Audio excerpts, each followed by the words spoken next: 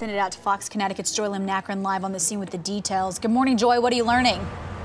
Good morning, Logan and Sarah. Well, state police have confirmed that 2 people were killed in this early morning car crash right here on I-91 North in Wallingford. I'm going to step out of the way here, and you can see that the tow truck and state police are just now clearing the scene. We want to take you to some video as well that we shot just a few moments ago that gives you a close-up look of just how mangled the car involved in this crash is. It appears to be a bluish-gray, older model Buick. The roof obviously having been taken off, presumably to extricate the victims here. Police say that what happened was the car veered off the road down an embankment into those woods right there around 2:30 this morning here on I-91 North, just a little bit south of exit 16. 2 people killed, pronounced dead at the scene.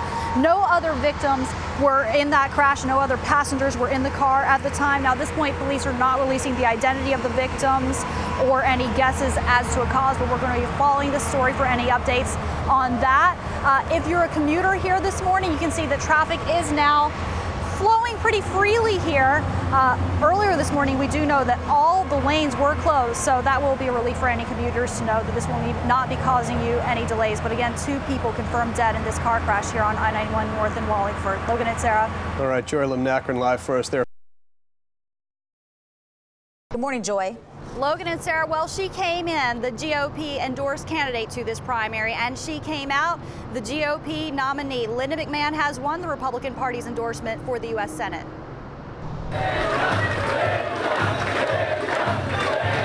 She won over nearly half the voters and the fight for the Republican Party's Senate nomination. Come November, Democrat Richard Blumenthal will be wrestling with former WWE executive Linda McMahon for the U.S. Senate seat. I feel an overwhelming sense of gratitude for the support I've been shown so far. The frontrunner in the weeks leading up to the primary, McMahon came through winning 48% of the vote.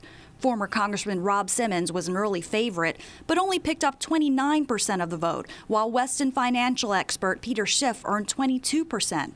A Washington outsider with relatively thin political experience, McMahon touted her business background on the campaign trail.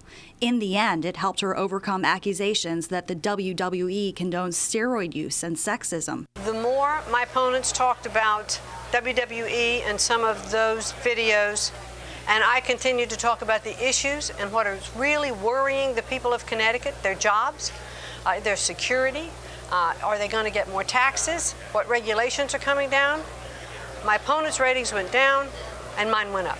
But some critics claim it was not the issues, but rather financial firepower that won the nomination for McMahon, who spent more than $20 million of her own money for the campaign.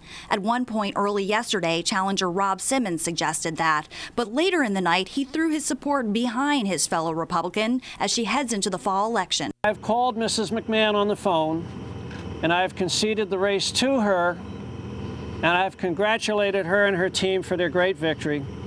And I've pledged my support for them in the coming months. And McMahon appeared confident that she can win a seat for Republicans come November. Talking to the people in Connecticut, you know, I'll hear that all the folks tell me they're independents, but they support me. I've even had many Democrats who've told me they've been Democrats all their lives, never voted for a Republican, and they're going to vote for me. So I think the message is clearly resounding with the people of Connecticut.